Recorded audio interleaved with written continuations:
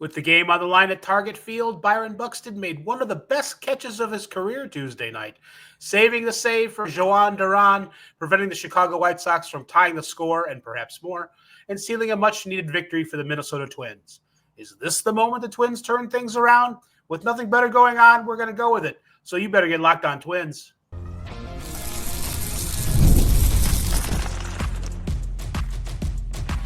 You are Locked On Twins, your daily Minnesota Twins podcast. Part of the Locked On Podcast Network, your team every day.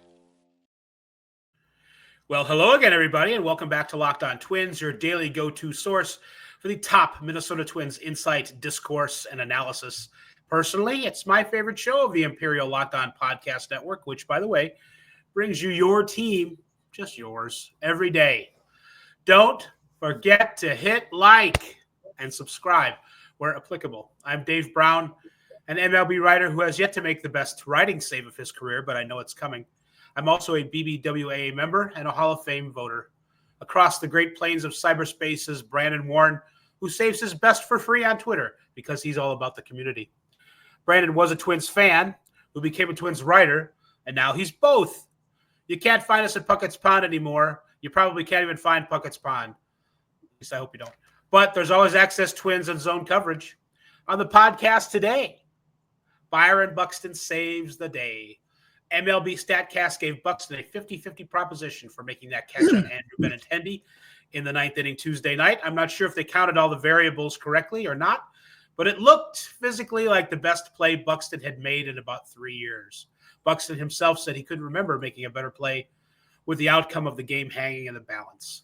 Have we mentioned how nice it is to have him healthy and playing center field every day? Also nice to have around is Luke Keyshaw, who's been a force. Get it? His name is Luke, and he's been a force in the middle of the lineup for the Twins ever since they called him up Friday. We will look at his contribution to the series opener against the White Sox and overall in 4 games. It's only been 4 games so far. Seems like a lifetime. Bailey Ober had a little trouble early, but locked it down overall, coming through with a great changeup, which Baseball Prospectus said was the best pitch of the day in Major League Baseball. Rocco Baldelli and Baldelli moved Griffin Jax up an inning to the 7th, where the leverage was lower, and he was excellent in setting the table for Lou Varland and Joan Duran later on. How long will this be the arrangement? The 3rd episode of The Diamond dropped yesterday, not long before the game started. One of our viewers did a nice little home edit featuring Carlos Correa's speech at the team dinner, intercut with Buxton's catch in the 9th inning. We'll talk about what all that means. That and more on this episode. But first, today's episode is brought to you by FanDuel. Right now, new customers can get $250 in bonus bets when your first $5 bet wins. That's $5. That's all you got to do is bet $5. What are you waiting for, FanDuel? So, Brandon, it's hard to say that this was the best play Byron Buxton's ever made based on all the factors. But just going by Buxton's own memory, it might have been the best play he's ever made that ended a ball game. What does your memory tell you about that? Yeah, I mean, there were some people, this usual suspects saying, oh, it wasn't that great of a play. He didn't have to dive, whatever. But it's like Billy Madison. You get your bleep out there and you catch that bleeping ball. He did what it took to catch the ball. Benintendi struck that one really well. I think he's looked appreciably better than he looked to start last year. And so Buxton going and getting that definitely would have tied the game, because if he doesn't catch it with 2 outs, runner from second scores super easily. Benintendi probably ends up on third. So pretty hard to overstate the value of that play. And, it could be a jumping off place. Maybe it won't. We always try to look for those, but I feel like we never actually know they are happening until 2 weeks or a month after they've happened. So here's to hoping that's the case here. But in general, just a game that the Twins really, really needed to have. And it just basically leads into the next must-win game and the next must-win game, which I say semi-tongue-in-cheek, but it's time to start putting some W's on the board, get to 10 wins. They're 500 at home. They've got some things going in their favor presently that they need to keep on continuing, because if you go into May, you already came out of March, too far from 500. I don't know. I just feel like one of the teams in the Central, probably Detroit, is going to take off at some point, and it's going to be hard to keep up. Not a big Guardians guy, are you? No, I think you're right. I think Detroit will be hanging around. I would imagine that the Royals will play better too, but there still remains an opportunity for the Twins to get healthy and good in the division. And you're right. A lot of times these plays that come up, we don't know until well after the fact if there was a cause and effect, or even much of a correlation or a coincidental happening with them playing better. But it did hearken to the it's not a web series, but they don't really do that anymore. But the documentary from spring training that I think is a 3-parter that the Twins just dropped the 3rd part on, the Diamond, which shows how the team prepares for the season ahead. And I like these little episodes a lot. They're only like 10 minutes long. So were you in the last one? Pretty easy to consume. Was I in the last one? You mean last year? No. I mean, like episode 3. I thought somebody took a screenshot that had you in it. No, I don't know. I don't have any idea what we're talking about, Brandon. So okay. I'm not going to say no, but why would I be? I was not in Florida for spring training. KC, like I don't know why I'm thinking like in KC. There's a pic. I thought you made an appearance. I have not watched it yet. I eagerly anticipate watching it after we're done here. However, I thought I saw a picture of you standing next to someone in the Twins clubhouse at the K. So maybe it was I can't imagine somebody editing that. You know what I mean? But who knows? It's going to be an Easter egg for Locked On Twins fans and you and me alike to go find. Well, Easter's already happened, so a big deal that does for us because Easter's done. But my point in bringing up the Diamond was a little home edit that John Leno, one of our friends who watches the show, did, where he intercut the speech that Carlos Correa was making at, I want to say it was the Capitol Grill. I wasn't there, but somebody said that was the only place they could house the entire Twins organization as far as the logistics of a big dinner went. So I think that's where it was. If there's a Capitol Grill in Fort Myers, Florida, then that's what they've done. Or maybe it was I think it was St. Louis. I mean, there is one in Minneapolis. If that was the case, if it was the first series at home. No, too. it was St. Louis. I remember them talking about this now. Okay. In the hours before, and maybe that's what you saw. I don't know if I was at the K, but maybe I was intercut among the footage on opening day in St. Louis. That sounds more likely to me. Okay, that probably is it. Yep, not the K. Yeah. But anyway, so Carlos Correa was going on about how I think this is a special team, and we're going to have each other's backs and be there for each other. And then John Leno, I think, succinctly intercut the footage of Buxton making the play on Andrew Benintendi last night, making the catch in right center field. And Buxton also, made it a point. He was like, Duran, I told you I had your back. And Buxton's like, he hasn't been in the position where he's been coming through with all that many great plays on the offensive side. He's hit the ball hard, but his numbers are probably still below where he'd like them to be. And but he is striking the ball well. He didn't have much to show last night in the game, but how nice was it for Byron Buxton to do really what he does best? I mean, he's had some great offensive moments. He's had a couple of really great slugging percentages over 600 and that kind of thing. So it's the capability is in the bat, but the greatest contributions that Byron Buxton can make are defensively. And that was the case last night. And I just thought it was a nice little bit of home editing on John Leno's part to sort of bring full circle what Correa was saying in spring training, that the Twins have a team that's good enough to win.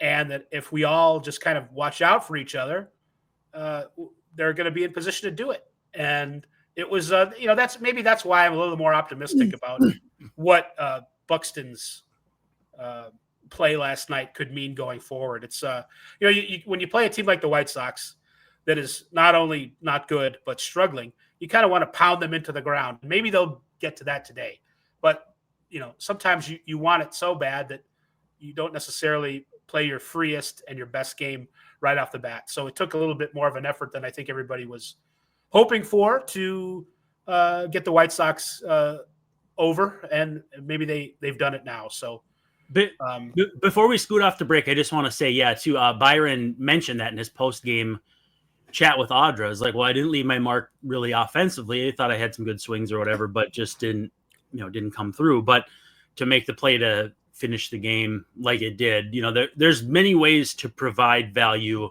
in the major leagues, and Byron checks off a lot of those boxes, which means if you're not hitting, you go 0 for 4 or whatever, you can still have a significant value at his speed, at his defensive position. So definitely a mature approach to, I've seen him better at taking breaking balls down. You see him becoming a better, more complete player all the time. And at 31, I think that's not necessarily teaching an old dog new tricks, but a seasoned dog learning some new tricks. So he's doing well. We're going to learn some new tricks after this commercial break, where we reintroduce you to FanDuel and all the wonderful things that they do. Well, the NBA playoffs are here. My Wolves are 1-1 coming off a loss in La La Land, but it's time to come back to Target Center, and FanDuel is giving new customers an incredible way to get in on that action.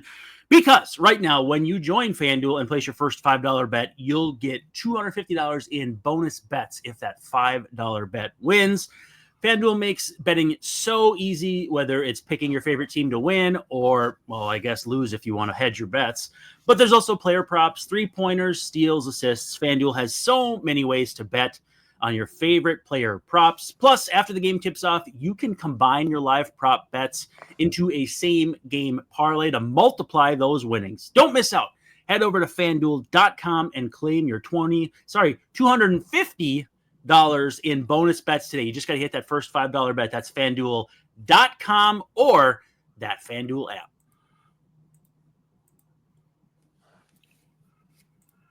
Locked On Twins has returned, as we promised that we would. Another good game from Luke Keyshaw, hitting third in the lineup. So this is this is an indication to me that he's sticking around, that Rocco is already hitting him third. He hasn't played a lot of in the field so far, but there's an opening for him at DH. There's nobody who's taking that up permanently. So it's kind of a combination of two things, the struggles of the team plus how he's playing. So it's like, oh boy, this is where we're at right now, is a guy in his fourth big league game hitting third, but desperate times call for desperate measures. Done dirt cheap. 1 for 2 last night, which is how the Polads like it. 1 for 2 last night, 2 runs scored, 2 walks. Love how he works the count. I said yesterday he's kind of like a hybrid Chuck Knobloch, Shane Mack, demon, super being at the plate. There's no going back now. There's no going back to AAA. None of that. People are going to be coming off the Royce Lewis is coming back someday, and there's going to be a roster pinch at some point. Well, I'll tell you who's not getting pitched. That's Keyshaw. He is hitting .357 with a .971 OPS. He's drawn 3 walks so far. He's stolen 3 bases. That's another thing. That's kind of a thing that I wish, and he's got good speed, but he looks to steal. He looks to disrupt. I think that if you want to criticize our man Rocco for something, it's not using the stolen base a little bit more like the rest of the league has in getting guys moving up a base and putting pressure on the defense. I think that is whether or not it actually literally leads to another run. I think giving the defense something extra to think about and worry about and distract their attention from is good. And at least you have to put yourself on the same level as the team you're playing and give yourself a chance to be a distraction on the bases. Keyshaw has been, he hasn't really been tested on defense. He's played 1 game at second base and actually made kind of a funny throw to first base and a grounder to second that had me kind of worried. But Edouard Julien played second base yesterday, and he has been kind of like last year at the beginning of the season, better. I feel like as long as he can keep his concentration on defense, he is going to be no worse than like a passable lower tier second baseman defensively. So that's good. You got that going for yourself at second base. But Keyshaw has been a force on the offensive side, and there's no going back now, right? There's anything short of some kind of Manuel Margot pinch hitting Ober, and he's up with the team forever, right? This is permanent. I mean, it's hard not to be enthused. I don't want to get in front of myself, but I get the sense too that like he is really good at reading pitchers, because like I think he's fast, but I think he's got pretty good like knowing what a pitcher wants to do out of the stretch. And I don't know situationally if when he stole that base against what was the White Sox where Caro, and I keep hearing Carroll, like Jamie Carroll in my mind when Corey says that. It's definitely not Jamie Carroll, but it's Caro. I believe he stole on a breaking ball or something where Caro didn't even get a throw down. I don't know if that means he got the steal sign for that specific pitch, or if he read situationally that might be the way they go. But nevertheless, I think he checks all the boxes for what you'd want a young player to do when they come up, and then some. And when I think of him being kind of like, he looks like he belongs. He looks like he's unflappable. I wonder if you would know the last Twins prospect to come up and not look out of place, not overwhelmed, and they're not even similar players whatsoever. Do you have any idea? I'll give you a hint. This guy was an outfielder, but he played a little second base in the minors. I don't know. Nick Gordon? Eddie Rosario. Eddie Rosario never... I mean, he swung at pitches over his head, but he did that when he was a 5-year veteran. He never looked to me like the game was bigger or too big. The moment was too big for him. Jorge Polanco was like that a lot, although defensively, he had some miscues in that 2020 series against the Astros, so much so that they signed the decaying remains of Andrelton Simmons in 2021. But as far as offensively, Keyshaw looks like he belongs. Hitting him third, you don't even think twice about it. And it would really take something Manuel Margot-esque, like you said, Manny Magoo, to let the team consider sending him back. I think it's even more true for Keyshaw than it is for Festa, who I also think will make it difficult for the Twins to send back, especially based on how he's pitched. But he's going to get the White Sox too. So unless they really rough him up somehow, those are good but difficult decisions to have to make for the Twins and Derek Falvey. Yeah, just thinking about looking, and we can afford to look ahead. We're not on the team, but the signs are improving every day that Royce Lewis is going to go back out there. There's some good video of him running very short wind sprints, but very intense looking ones. And if you look for that, as far as Bobby Nightingale has them. Bobby Nightingale has them, but I think they're also at the main MLB site. Oh, sure. So he's getting close to a rehab assignment, and I don't know how long that would take, but I would say we're no more than 2 weeks away from having Royce Lewis back, maybe the end of the first week of May on the outside. So so that's going to happen. It's kind of crazy how quickly Jose Miranda went from, I guess he's a starting third baseman now, to completely out of the picture. Yeah, I don't know how urgently they're going to bring back Miranda and worry about that. I suppose that might be a how's Brooks Lee kind of doing sort of thing.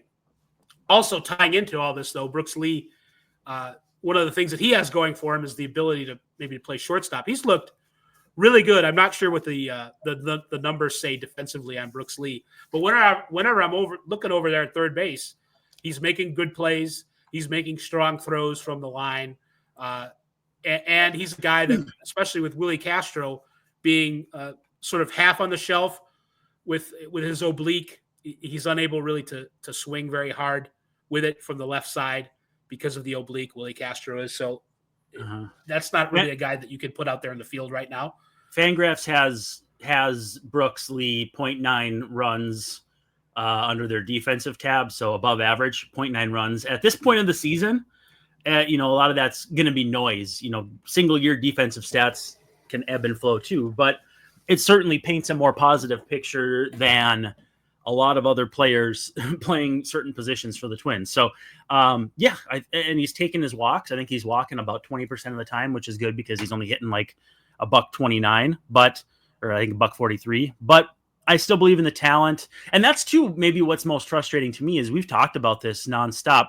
The projected starting lineup on opening day, Fangraphs had 8 of the 9 with 100 or better weighted runs created plus, and then Lee was the sole one on the outside looking in at like 96, 97.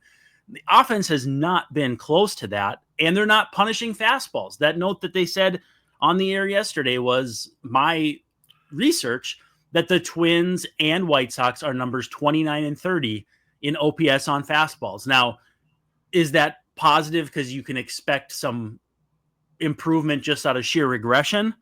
Maybe, but it also could be a bigger problem on the large scale of like, okay, if they don't hit fastballs, what are they going to do for an offensive identity? Because I don't think anybody who doesn't hit fastballs can have a good offense. I don't know that you can go anywhere as an offense if you can't hit a high fastball these days. Right. The ones that are toward the top of the zone, the ones that were getting Jax nicked a little bit earlier in the season. You're going to have to be able to do that. So I guess, there's nowhere to go but up is the saying maybe we're looking for, and that's true. But I also feel like they should be better, and they're going to be better because they're better. Not only is there going to be positive regression just because of statistical noise and settling, but they're better hitters than this overall. Yep. So which is why if you're not, you can't be happy with how the Twins have played or where they're at in the standings or how things look, but you also can't be too concerned that this is how it's going to be. Like Trevor Larnach hit a home run yesterday. Larnach has not been productive at all, but he's way better than he's shown so far. Right. So, and that goes for a bunch of guys in the lineup. So, and he hit a home run yesterday to give the Twins some nice insurance. So, there, in a way, there's nowhere to go but up, and hopefully Buxton's play is going to be one of those moments that crystallizes it, not just because it's some kind of magical thing where, he's like, I told you I got your back. But it's where it's a reminder that, there are things that you can do to help the team win that aren't necessarily, so take some pressure off yourself at the plate. Right. Try and do something on defense. Draw a walk, make a catch. Edward Julian, his offensive numbers aren't very good, but he made one of the nicer plays in the game, maybe the second nicest after Buxton on that ball that was over his head and a pop-up, and it was kind of a surprise, like, wow, how is this going to end? And he caught the ball. So there are things that the players can do to win games. They don't have to get it all back in one at bat or one ball game. So I feel this way every time the Twins win this year. There's been 5 or 6 of these games where most of the things have come together and they've won the game. And I'm like, all right, that's it. They're on their way now. And then something like Friday night in Atlanta happens and it completely blows up in their face. So that's not going to keep happening all year, I have to think. So at this rate, we are going to take a break. We're going to have an advertisement, one of our lovely sponsors. And when we come back, we are going to talk more about the Twins, including things like Bailey Ober pitching well and Griffin Jax pitching well and Lou Varland and so forth. And we'll wrap this episode up.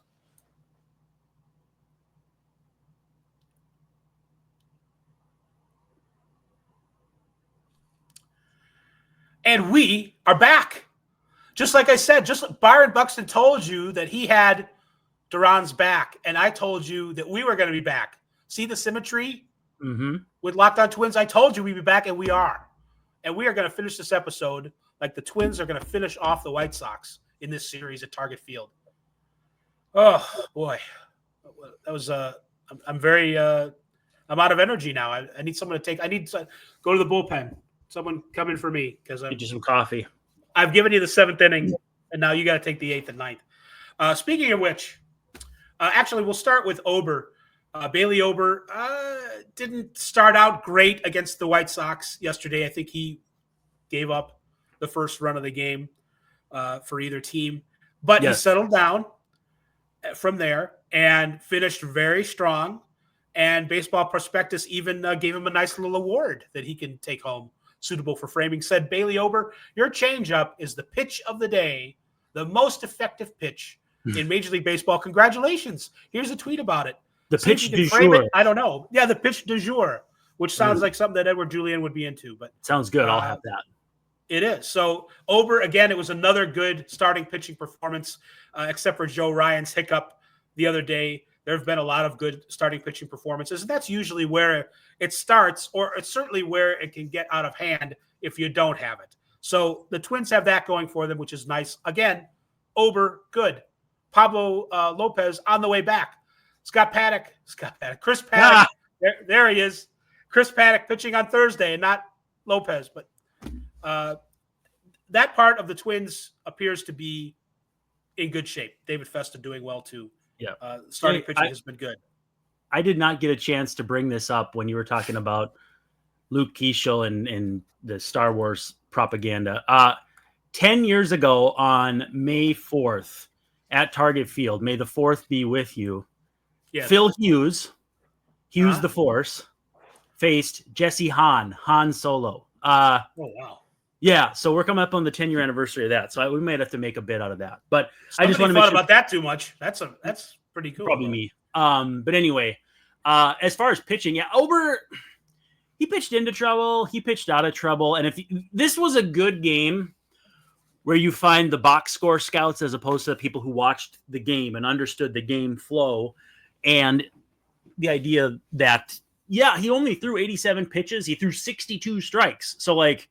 You was in that almost 70-ish% range.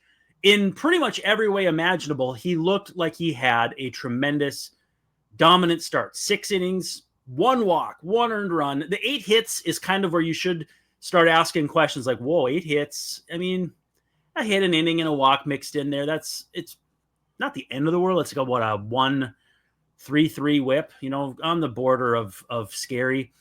But he definitely got into and out of trouble enough times where you're kind of like, oh, okay, we don't want to go back to that well again necessarily. And the game was close enough to, as Larnach's homer didn't come until the 8th inning. So after Ober had been out for a full 2 innings. So the move that was made had to be made at the time. And I still did see some people saying, oh, he should have had the 7th inning. One idiot in particular. But it was a good gauge for like, okay, are you watching the games and understanding the game flow as opposed to, just box score watching, which, I mean, there's a lot of people who get on us for watching in our spreadsheets and everything, but I can't imagine watching a game through box scores and making a fan identity out of it. So I thought, Ober looked pretty good. Griffin Jax, it looked like vintage Jax. I mean, right where he needs to be. And basically just flip-flopped him and Louis Varland. Varland, 7 pitches, 6 strikes. Louis looked like he belonged too. And Brock Stewart got up late. So, I mean, I still love this bullpen. Every time they give up a run, one of the goofy, Twitter trolls with the first name and then 17 digits behind it will say, best bullpen in MLB, like mockingly, like bullpens aren't supposed to give up runs ever. I'm enthused about this bullpen, and I think it's certainly, you don't build games from the back forward, but when they give a lead to this bunch, I'm very, very pleased.